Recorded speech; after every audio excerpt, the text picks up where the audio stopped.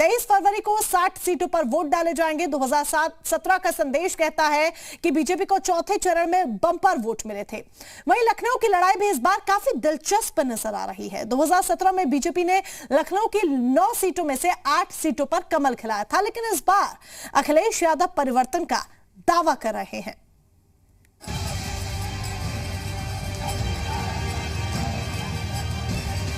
जब तीसरे चरण के लिए वोट डाले जा रहे थे, उस समय दंगल के दिग्गज चौथे और पांचवें चरण के लिए रैलियों में हुंकार भर रहे थे। चौथे चरण में 9 जिलों की 60 सीटों पर वोटिंग होनी है। फोर्थ फेज में पीलीभीत, लखीमपुर खीरी, सीतापुर, हरदोई, लखनऊ, उन्नाव, रायबरेली, फतेहपुर और बांदा में वोटिंग होगी। बीजेपी के लिए चौथे चरण में अच्छी बात है कि 2017 में उसके खाते में 50 सीटें आई थी, जबकि समाजवादी पार्टी को 4, बीएसपी और कांग्रेस को 2 और अपना दल को 1 सीट मिली थी। बात अगर पूरे अवध प्रांत की करें तो इसमें कुल 21 जिले हैं, जिसके अंदर 118 सीटें आती हैं। जिस पार्टी को अवध का आशीर्वाद मिलता है, उसकी ही सरकार बनने का ट्रेंड देखा गया है। इन 118 सीटों में बीजेपी ने 93 सीटों पर भगवा परचम लहराया था।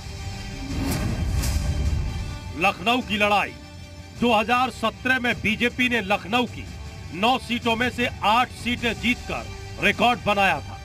इस बार भी लखनऊ की लड़ाई काफी दिलचस्प है। सबसे ज्यादा रोचक रण लखनऊ की सरोजनी नगर सीट पर है। यहां से इस बार ईडी के पूर्व डायरेक्टर राजेश्वर सिंह बीजेपी से किस्मत आजमा रहे हैं।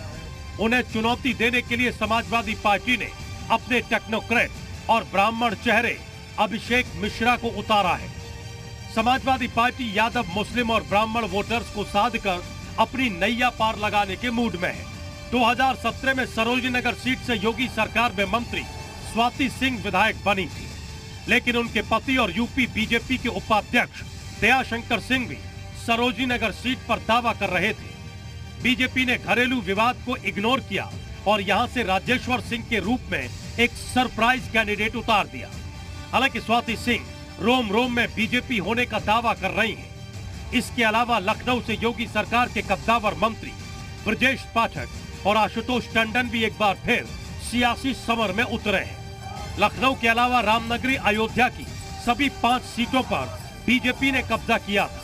वहीं बलरामपुर की सभी 4 और गोंडा की सभी 7 सीटों पर कमल का करिश्मा देखने को मिला था। चौथे चरण में भी बीजेपी अपना पिछला प्रदर्शन दोहराने का दावा कर रही है।